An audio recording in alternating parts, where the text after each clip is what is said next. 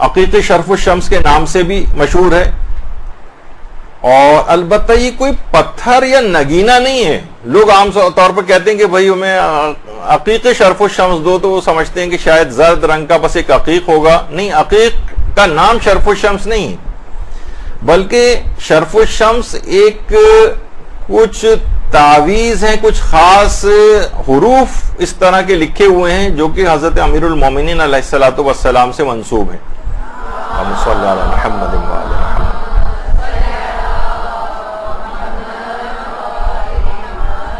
جو کہ باقاعدہ 19 فروردین، جو کہ ایرانی تقویم، ایرانی کیلنڈر کے اعتبار سے ان کا ایک مہینہ ہے جو کہ 31 دن کا ہوتا ہے، خاص آداب کے ساتھ 19 فروردین کو اس کے اوپر یہ نقش جو ہے کندہ کروایا جاتا ہے، اور اسے عقیق زرد کی پشت کے اوپر کندہ کیا جاتا ہے. عقیق زرد کی پشت پر باقاعدہ کندہ کرنے کے کچھ ماہرین ہوتے ہیں کہ جو کہ اس کے اوپر کندہ کرتے ہیں. اچھا، شرف الشمس کیا ہے؟ یعنی اصل میں یہ علم نجوم کی مختلف علوم ہے نا، اس کی ایک اصطلاح ہے. علم نجوم میں جو فعالیت ہوتی ہے کہ ستارہ جب کسی برج کے اندر شرف کرتا ہے، یعنی اونچا ہوتا ہے، یعنی وہ دوسرے برجوں کی نسبت کسی میں شرف ہوتا ہے اس کو، یعنی اونچا ہوتا ہے، اور کچھ برجوں کی نسبت اس میں حبوط ہوتا ہے. حبوط کہتے ہیں نیچے، ڈاؤن، نیچے کی طرف آنے کو. اچھا، آپ کو پتہ ہے کہ ظاہر یہ چیزیں اونچا ہونا یا نیچے ہونا یہ ریلیٹو ہوتی ہیں. مثلا میں اس وقت کرسی کے اوپر بیٹھا ہوا ہوں تو میں آپ سے اونچا ہوں اس وقت کرسی پہ بیٹھنے کے اعتبار سے، لیکن جو مثلا چھت پہ جو لوگ افراد گئے ہیں ان کے لحاظ سے میں نیچے ہوں. تو یہ ایک ریلیٹو ٹرم ہے، اونچا ہونا اور نیچا ہونا. تو شرف اور حبوط یہ دو ہیں. جب بھی آپ نے سنا ہوگا ایک چیز کہ حضرت آدم کا جنت سے نیچے زمین کے اوپر آنا، اس کو حبوط آدم کہا جاتا ہے. حبوط گول ہے، بے واو توئے، حبوط آدم. تو بہرحال تو کبھی یہ کچھ برجوں کے اندر جو سورج ہے وہ اونچائی کی طرف ہوتا ہے اور کچھ میں اس کا حبوط ہوتا ہے.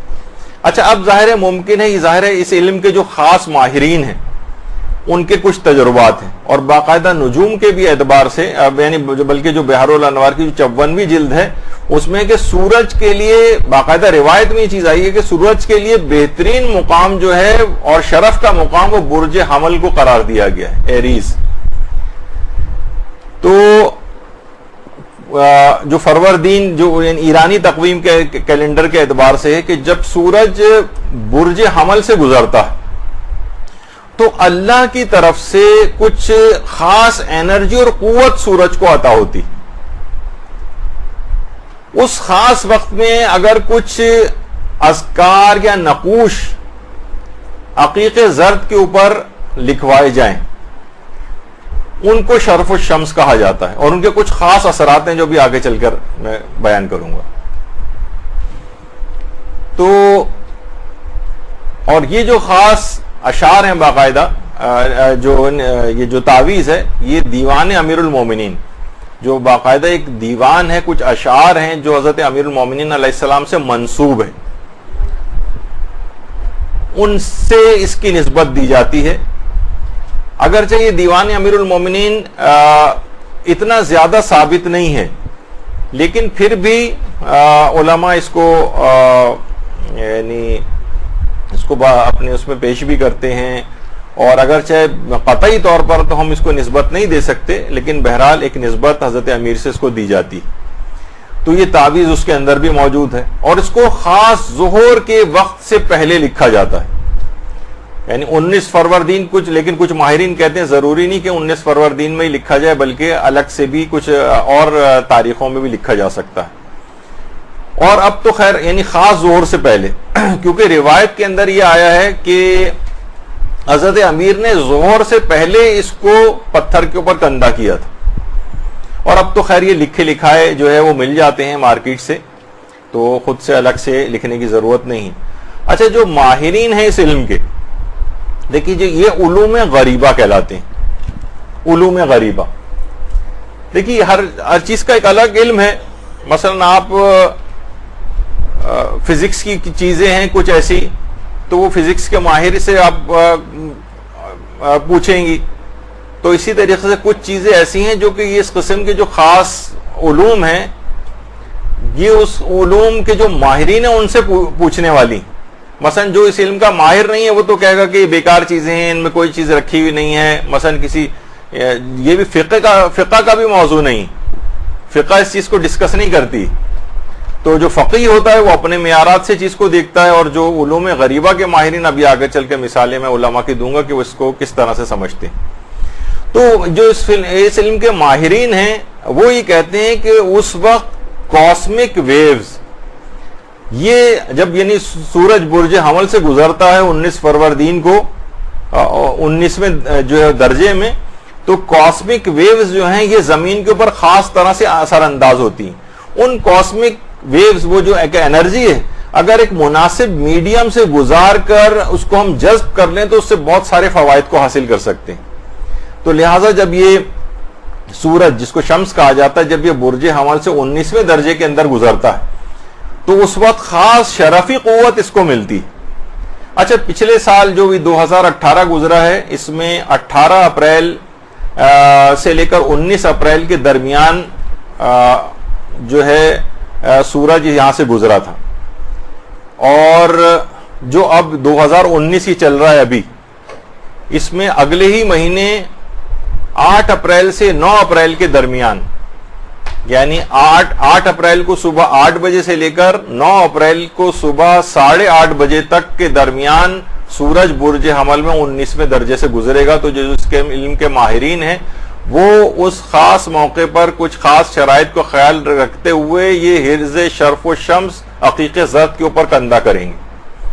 وہ کہتے ہیں اس موقع پر خاص ایک شرفی قوت جو ہے یہ حاصل ہوتی ہے، اور بڑے اثرات ہیں اس کے کہ علماء تک اس کو اس انداز سے جو ہے وہ پہنتے ہیں. تو اچھا، اب اس کی اگر تھوڑی سی ہم اس کے اوپر اگر دیکھ لیں کہ یہ بات جو آئی کہاں سے، تو علامہ کفمی، جن کی لبنان میں ان کی قبر مبارک ہے، جو ہمارے عملیات کی اور دعاؤں کے بڑے اوتھینٹک عالم سمجھے جاتے ہیں، علامہ ابراہیم کفمی، انہوں نے کتاب لکھی ہے مصباح الکفمی کے نام سے مشہور ہے.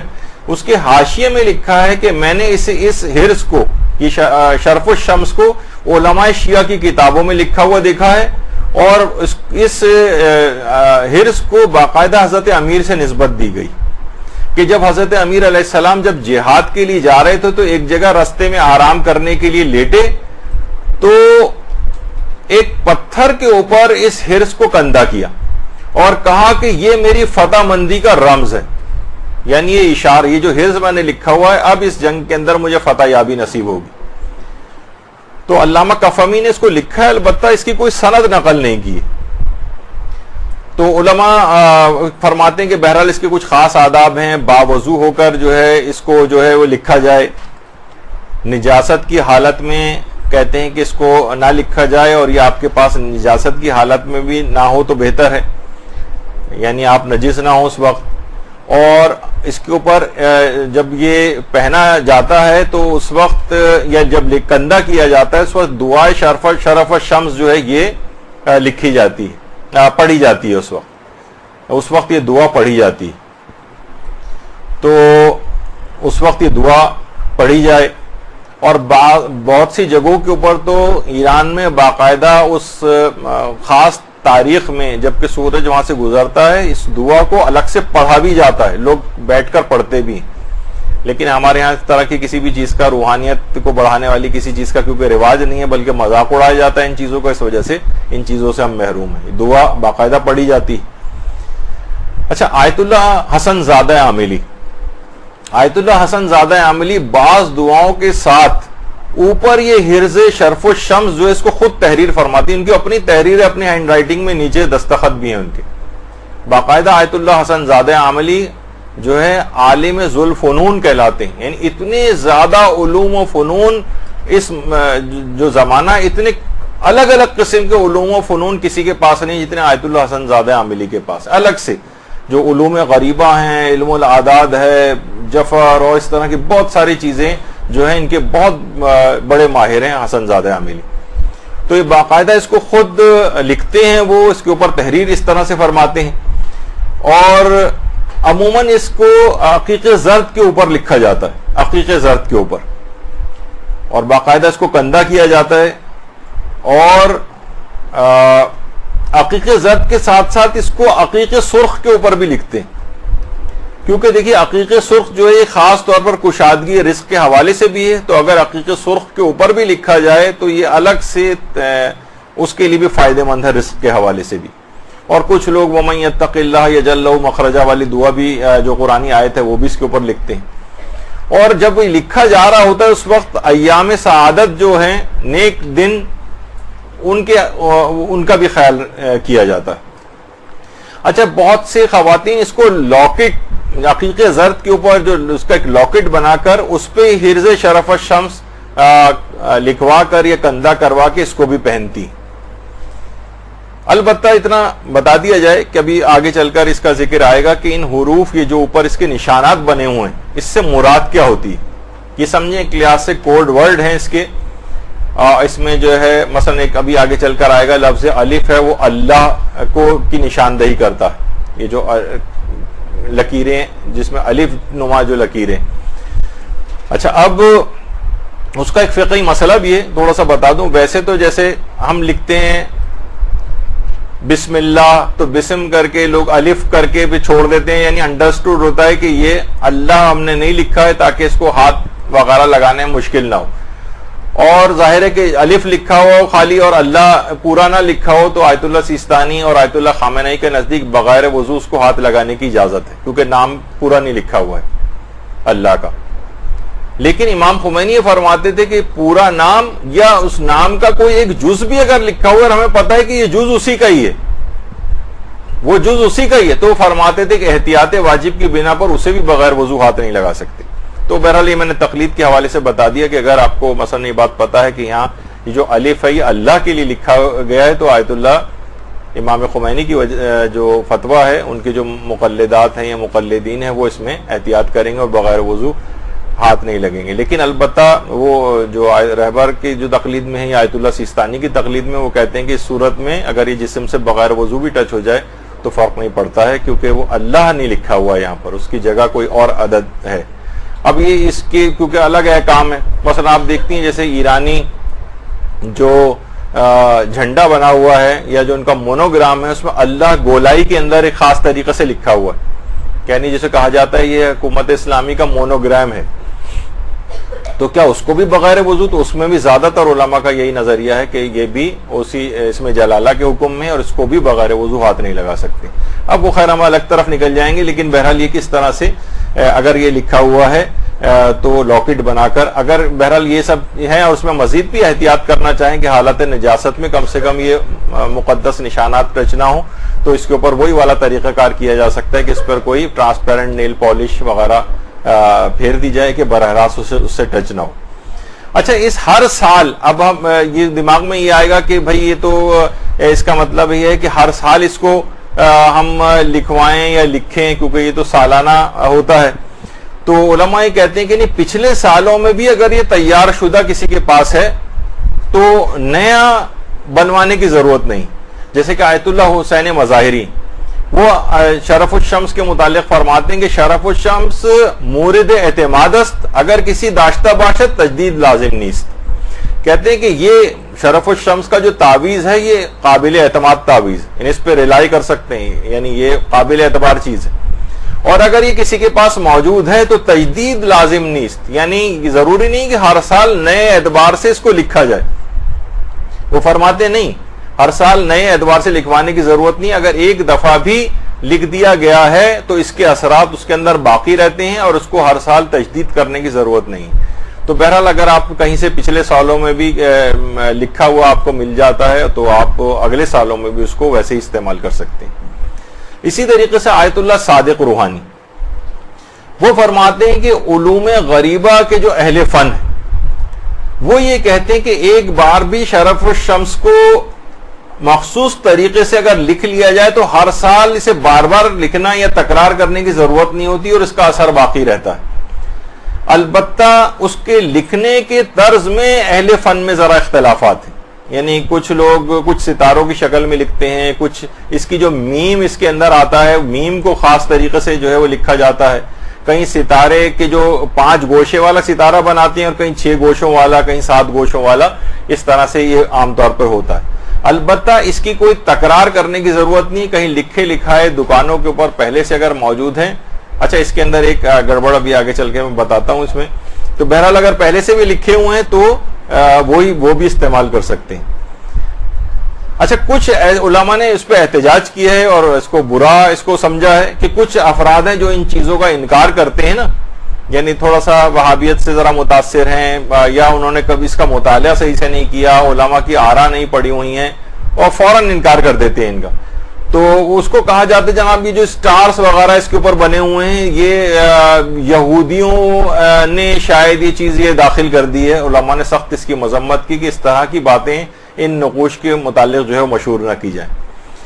تو البتہ یہ ضرور ہے کہ بازاروں کے اندر جو شرف الشمس جو ہے عام طور پر مل رہے ہیں تو بعض اوقات اس سے ملتی جلتی شکلوں کے بھی لوگوں نے خود سے کچھ ڈیزائن کر لی۔ شرف الشمس خاص قسم کا ایک حرز اور تعویذ ہے، لیکن لوگوں نے اس سے ملتی جلتی شکلوں کے مختلف چیزیں جو ہے بنا لی ہیں جو جن کی آتھینٹسٹی جو ہے وہ اتنی ثابت نہیں ہے، نہ علماء ان کو اتنا ریکمینڈ کرتے ہیں۔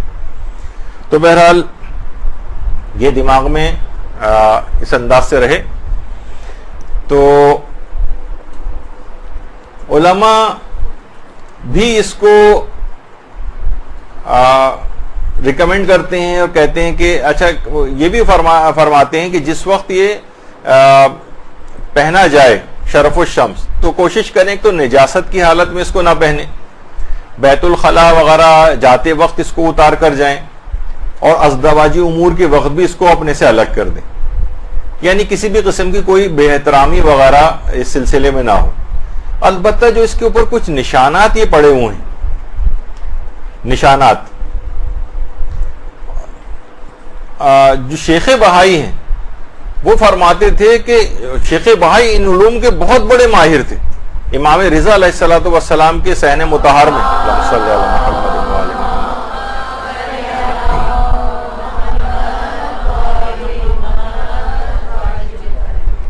ان تمام علوم کے بے تحاشا ماہر تھے۔ ایک دفعہ میں نے بہت پہلے بتایا تھا کہ شیخ بہائی نے ایران کی جو سرحدیں ہیں وہاں کچھ خاص تعویذ لکھ کے سرحدوں کے نیچے دفن کروائی تھی کہ اس کو کوئی نقصان نہ پہنچے۔ تو ہم دیکھتے آ رہے ہیں کہ بہرحال بہت ساری چیزیں ایسی ہیں کہ کتنی عالمی سازشیں ہوتی ہیں لیکن ماشاءاللہ ایران اس سے نکل آتا ہے باہر۔ تو فرماتے تھے اس میں اعظم صغیر ہے شرف الشمس میں، شیخ بہائی فرماتے تھے۔ تو اب ظاہر ہے اس میں اعظم صغیر کیونکہ اللہ کے نام ہے اور اس میں جو حروف مختلف ہیں ان میں اللہ کے نام کی طرف جو ہے وہ مبادرت ہوتی۔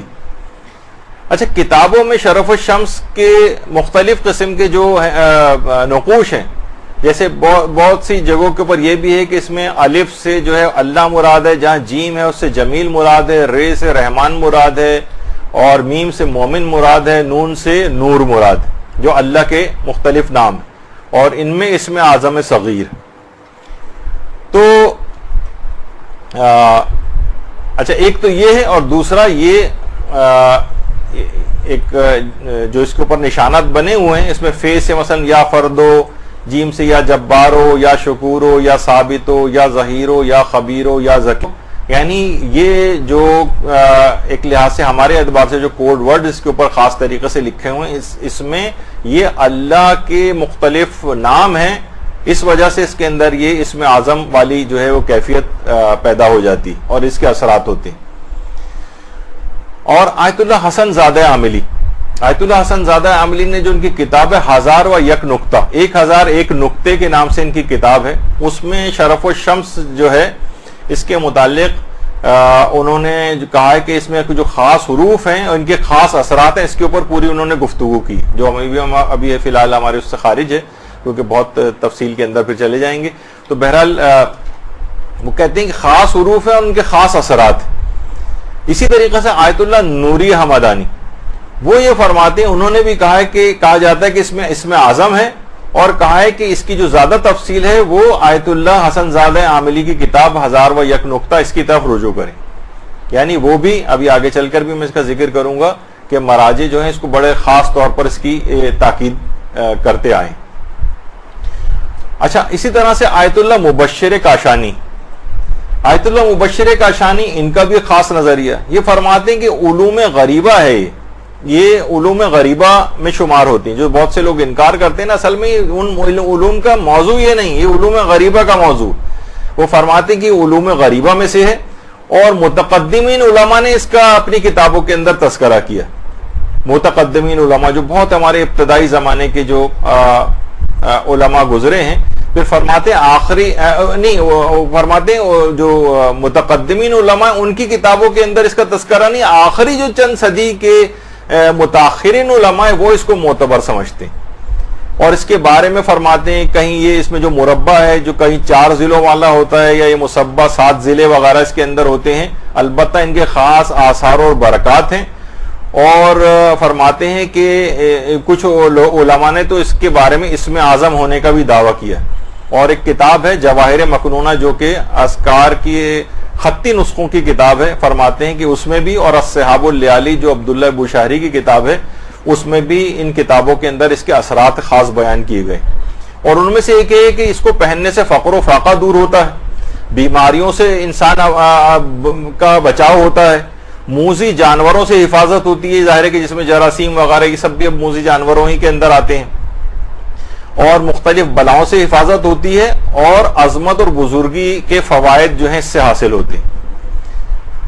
اچھا، کچھ علماء ایسے ہیں جو اس کو قابل اعتبار بھی سمجھتے ہیں. جیسے میں نے مثال ابھی اس سے پہلے آیت اللہ مظاہری کا بتایا تھا، انہوں نے کہا کہ یہ مورد اعتماد، اس کے اوپر اعتماد کیا جاتا ہے. اسی طریقے سے آیت اللہ بہائی جو تھے وہ شیخ بہائی، وہ اس کو شرف الشمس کو کہتے تھے کہ اس میں اسم اعظم ہے. آیت اللہ حسن زادہ عاملی نے تو اس کے خواص بہت ہی زیادہ 1001 نقطہ کے اندر جو ہے وہ ڈسکس کی. اس کے علاوہ آیت اللہ جعفر سبحانی، ان کے آفس سے جب کبھی پوچھا جاتا ہے کہ مثلا نظر بد سے بچنے کے لیے کوئی طریقہ بتائیں، تو ایک تو سورہ قلم کی 51ویں آیت وہاں پر سے بتاتے ہیں وہ، اور ایک آیت الکرسی بتاتے ہیں، اور تیسری چیز جو بتاتے ہیں وہ کہتے ہیں شرف الشمس کا تعویذ پہنا جائے. شرف الشمس کا تعویذ یہ پہننا جو ہے وہاں پر ریکمینڈ کیا جاتا ہے.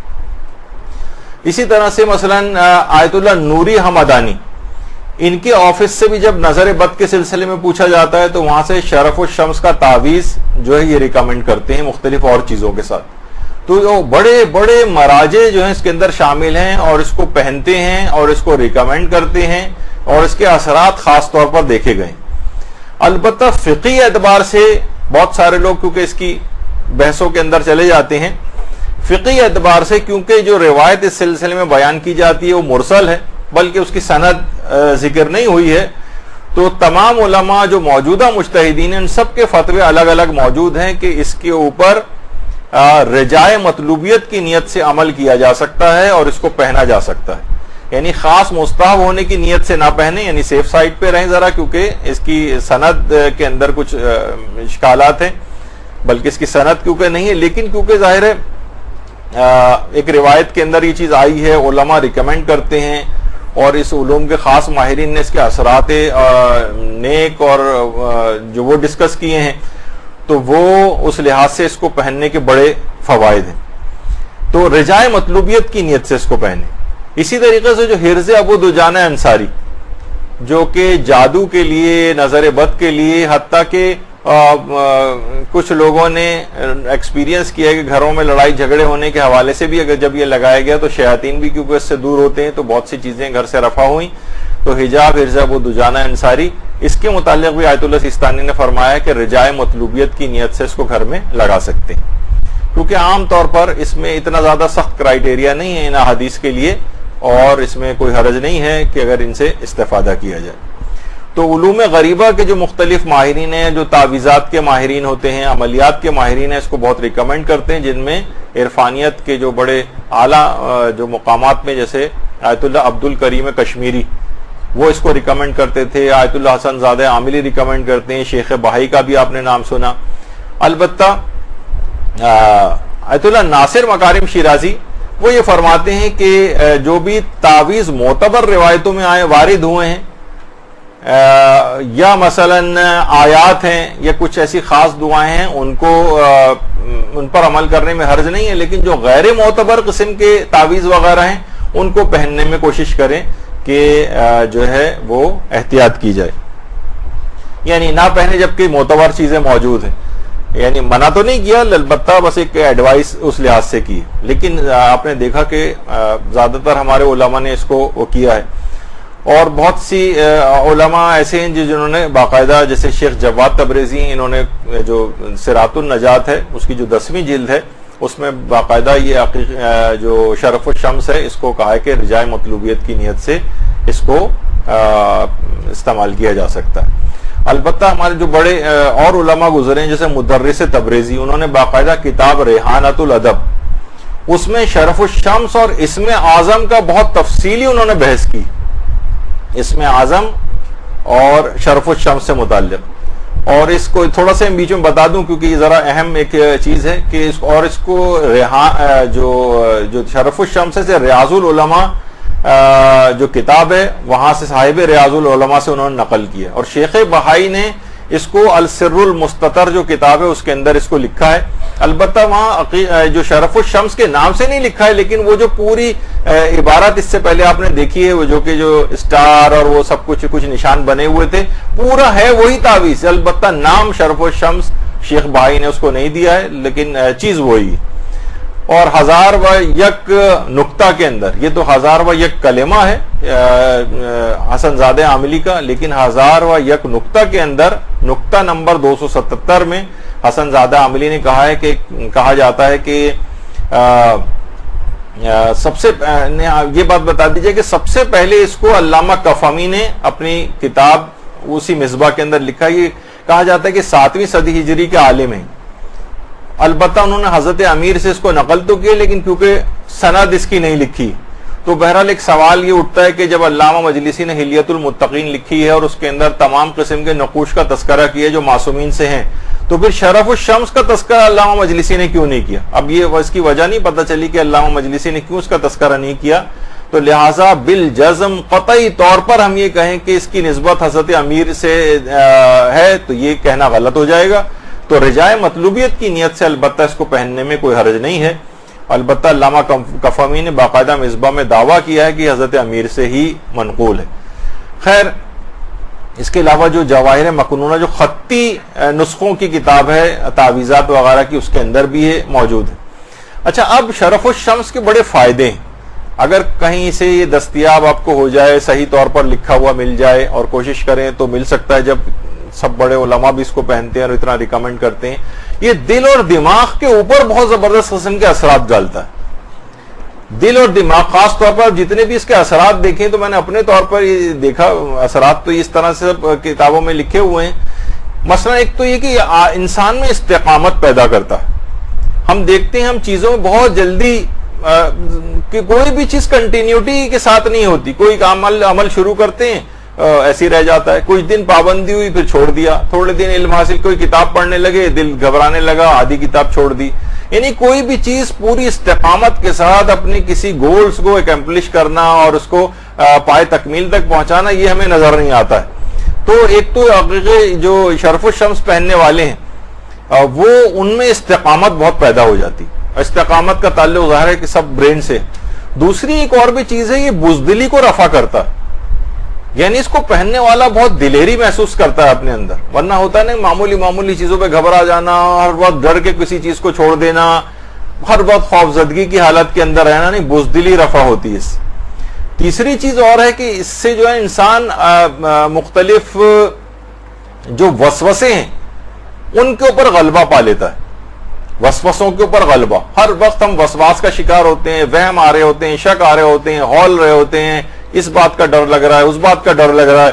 ہر وقت یہ وسوسے جو ہیں ان کے اوپر انسان غلبہ حاصل کر لیتا ہے اور ذہنی اعتدال کے اندر انسان رہتا ہے اس کو پہننے سے. کیونکہ اب دیکھیے، اب تو باقاعدہ یہ جو ڈپریشن ہے، کہا جاتا ہے جناب پورا یہ فینومینا ہی کیمیکل جیسا ہو گیا کہ کچھ کیمیکل کا امبیلنس ہوتا ہے تو آپ کو ڈپریشن وغیرہ کے اندر جاتے ہیں. تو یہ ذہن اعتدال میں رہے گا، یعنی امبیلنس ختم ہو کے بیلنس کے اندر دماغ آئے گا تو یہ سب چیزیں نہیں ہوں گی. اور علماء یہ فرماتے ہیں کہ اس سے حافظہ بڑا قوی ہوتا ہے. یعنی جو اس کے اثرات ہیں یہ حافظہ قوی کرتا ہے اور انسان کا اپنے نفس کے اوپر اعتماد بڑھتا ہے. ابھی ہم اپنے نفس کو ہمیں پتا ہے کہ ہمیں کوئی بھی اپنے اندر ایک مایوسی کی سی کیفیت ہوتی کہ نہیں یہ کام ہم نہیں کر سکتے. ذرا سا نسبتاً مشکل گول اور ایک آپ کے سامنے چیز رکھی جائے تو دماغ میں آتا ہے نہیں یہ تو ہم سے ہوگا نہیں. تو نفس کے اوپر انسان کا اعتماد ہوتا ہے اور اس کی شخصیت طاقتور اور با اعتماد ہو کے لوگ کہتے ہیں کہ ہم لوگوں کو فیس کرتے ہوئے گھبراتے ہیں, لوگوں سے ہمیں بات نہیں کرنی آتی ہے, ہم گھبرانے لگتے ہیں, لوگوں کو سامنے ہمیں جانے میں ذرا مشکل ہوتی ہے. تو ان کی شخصیت طاقتور اور با اعتماد بنتی. اور کچھ لوگوں نے تو یہاں تک بھی نوٹ کیا ہے, اس پہ میں نے اس سے پہلے بھی کہا تھا کہ ہم لوگ اصلاً چیزوں کے اوپر کام نہیں کرتے ہیں اور فقط اعتراض کرتے ہیں. کچھ لوگوں نے نوٹ کیا کہ ان کا بلڈ پریشر بھی اعتدال میں رہتا ہے اس کو پہننے سے. تو آپ نے دیکھا کہ جتنی بھی چیزیں ہیں ان سب کا تعلق ایک لحاظ سے برین سے بن رہا ہے. استقامت کا تعلق, بزدلی کو رفع ہونے کا تعلق, یا مثلا وسواس کے اوپر غلبہ پانے کا تعلق, دماغ کا جو ہے وہ اعتدال میں رہنا, ڈپریشن وغیرہ سے اور انزائٹی سے اپنے آپ انسان بچتا ہے, اس کا بھی تعلق دماغ سے ہے. حافظے کا تعلق دماغ سے ہے. نفس پر اعتماد کا تعلق دماغ سے ہے. شخصیت کا با اعتماد ہونا اس کا تعلق ہے. بلڈ پریشر کا بھی ایک لحاظ سے تعلق اسی سے جو ہے وہ بنتا ہے, دل و دماغ سے. تو شرف الشمس کی جو خصوصیات ہیں یہ اتنی زیادہ علماء کے اندر شہرت رکھتی ہیں کہ باقاعدہ آیت اللہ مرشی نجفی جو تھے ان کی والدہ کا نام ہی شرف شمس طباطبائی تھا. ہمارے ہاں تو کیونکہ لوگ اس چیز سے واقف بھی نہیں ہوتے, وہاں ان کی والدہ کا نام ان کے والد نے شرف شمس طباطبائی رکھا تھا.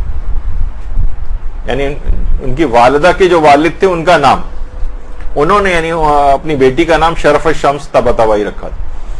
تو یہ اچھا, یہ شرف شمس طباطبائی جو خاتون ہیں یا تو ان کے متعلق یہ بات ملتی ہے یا پھر شیخ مرتضی انصاری جو استاد الفقہاء والمجتہدین کے نام سے ہیں کہ فقہاء میں ان سے بڑھ کر کوئی نہیں گزرا ہے. آج بھی ان کی کتابیں جو ہیں وہ اوضاع علمیہ کے اندر, درس عالیہ کے اندر جو پڑھائی جاتی ہیں. یا تو ان کی والدہ کے متعلق ملتا ہے یا پھر آیت اللہ مرشی نجفی کی والدہ کے متعلق ملتا ہے کہ انہوں نے ایک بار بھی اپنے ان بیٹوں دونوں والداؤں نے ایک مرتبہ بھی کبھی دودھ جو ہے وہ بغیر وضو ان کو نہیں پلایا تھا. تو مائیں جانتی ہیں اس بات کو کہ ابتدائی دنوں میں جب بچہ پیدا ہوتا ہے تو کس قدر جلد اس کو بھوک لگتی ہے, ہر ایک 2 گھنٹے کے بعد اس کو فیڈ کرانا پڑتا ہے. اس دوران ماں ہمیشہ باوضو ہو کر پلائے تو کتنا زیادہ اس کے لیے زحمت کی بات. لیکن اس زحمتوں کو برداشت کرنے کے بعد بہرحال نتیجہ پھر یہ ہوتا ہے کہ بچے جو ہے وہ شیخ مرتضی انصاری اور مرشی نجفی جیسے نکلتے ہیں. تو ان کے متعلق بھی ملتا ہے شرف شمس طباطبائی کے متعلق, اور شیخ مرتضی انصاری کی والدہ کے متعلق بھی یہی والی بات ملتی. نہیں سوری, شیخ مرتضی انصاری کی والدہ کے متعلق نہیں, سید مرتضی کی والدہ کے متعلق. شیخ مرتضی انصاری کی والدہ بھی بہت تھی لیکن بہرحال سید مرتضی, مجھے یہ یاد آ رہا ہے کہ سید مرتضی علام الہدا جو سید رضی کے بھائی تھے صاحب نہج البلاغہ کے, ان کے متعلق بات. تو بہرحال ملتے جلتے ناموں کی وجہ سے کنفیوژن ہوا, لیکن بہرحال مرشی نجفی کی والدہ اور سید مرتضی کی والدہ. تو بہرحال یہ ہے کہ یہ نقش جو ہے شرف الشمس یہ علماء پہنتے ہیں. اچھا, یہ تو اپنی جگہ پہ رہا, لیکن اس کے علاوہ بھی بہت سے نقوش جو ہیں, افوض امری اللہ ان اللہ بصیر بالعباد, یا مثلا وہ جو نظر والی جو دعا قرآن کی آیت ہے وہیں اکاد الذین کفروا والی, یہ بھی لوگ اپنے نگینوں پر لکھ کر لگواتے ہیں. یا مثلا یا قمر بنی ہاشم لکھ کر, اس کے الگ یقیناً اثرات ہوں گے, کیونکہ کوئی ضروری نہیں کہ جو ہیں آپ کے سامنے صرف یہی, آپ کو کوئی بھی ایسا جملہ چیز یا جو آپ سمجھیں کہ یہ آپ کو کے لیے باعث برکت ہے وہ اپنے اس کے اوپر کندہ کروائی جا سکتی.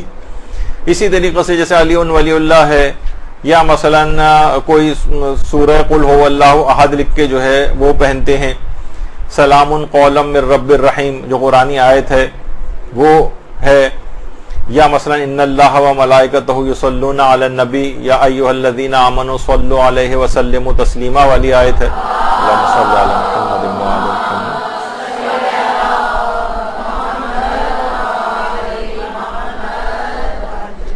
یا مثلا اللہم صلی علی محمد و آل محمد وعجل فرجہم ہے، کچھ لوگ یہ بھی لکھ کے کندھا کرواتے ہیں. ان سب کے الگ الگ اثرات ہیں. البتہ ایک پہلو ایسا بھی ہے ان کے متعلق بات بیان ہو جائے کہ آیت اللہ جعفر سبحانی یہ بیان کرتے ہیں کہ آیت اللہ حسین بروجردی، یہ جن کی تصویر آپ کے سامنے، آیت اللہ حسین بروجردی اس قدر زاہد تھے، اس قدر عابد تھے کہ تظاہر زہد کو اور مقدس معابی سے بڑی احتیاط کرتے تھے. حتیٰ کہ یعنی اپنے تقدس کو چھپاتے تھے اور تظاہر یعنی ظاہر کرنا، حتیٰ کہ لوگوں کے سامنے انگوٹھی تک نہیں پہنتے تھے. دیکھیے ہر نماز کے وقت پہ پہنتے تھے، لیکن یہ کہ ہر وقت لوگوں کے سامنے پہننا، کیونکہ بہرحال ایک ہوتا ہے کہ ہاں ایک دیندار ہونے کی بہرحال ایک علامت ہوتی. اچھا اب یہ نہیں کہ خدا نہ خواستہ یہ بات کہ جو شخص انگوٹھی پہنتے ہیں تو وہ تظاہر پسند ہوتے ہیں یا اپنی مقدس معابی کو لوگوں کے ظاہر کرنا چاہتے ہیں. نہیں، ہر عالم کا اور مجتہد کا طریقہ کار اور احتیاطیں اپنی الگ الگ ہوتی. لیکن کبھی وہ انگوٹھی نہیں پہنتے تھے، حتیٰ کہ کبھی تسبیح بھی ہاتھ میں نہیں رکھتے تھے. آیت اللہ حسین بروجردی کہتے تھے کہ یعنی اپنے طور پر وہ کہتے تھے کہ میں تظاہر اور یہ مقدس معابی کو ظاہر کرنا پسند نہیں کرتا. تو ایک ان کا ایک پہلو تھا، لیکن بہرحال اس کو پہننا ثواب رکھتا ہے. مومن کی جو نشانیوں میں سے ایک نشانی کہ انسان عقیق اپنے ہاتھ میں اس طرح سے پہنے، تو ان کے لیے ہوگا کہ بعض اوقات یہ ہوتا ہے نا کہ ریاکاری سے اپنے آپ کو پاک کرنا ہے. کچھ یہ لوگ اپنے مجاہدات کر رہے ہوتے ہیں. سید مہدی بحرالعلوم کے متعلق ملتا ہے کہ ایک دفعہ درس دے رہے تھے، درس دیتے دیتے دوران درس مسکرانے لگے. تو ان کے شاگردوں نے کہا کہ اس سے پہلے تو ہم نے درس کے دوران کبھی آپ کو مسکراتے نہیں دیکھا. تو مہدی بحرالعلوم کہنے لگے کہ 20 سال کی محنت شاقہ کے بعد آج مجھے احساس ہوا ہے کہ میرے اعمال ریاکاری سے پاک ہو گئے. 20 سال سے میں محنت کر رہا ہوں کہ اس کے اندر کوئی ریاکاری والا پہلو نہ آئے. تو اب دیکھیں علماء اس طرح سے نا مختلف چیزوں کو کر رہے ہوتے ہیں، تو ہم ان کا حکم دوسروں کے اوپر اس انداز سے نہیں لگا سکتے. برحمتك يا ارحم الراحمين وصلى الله على محمد وآله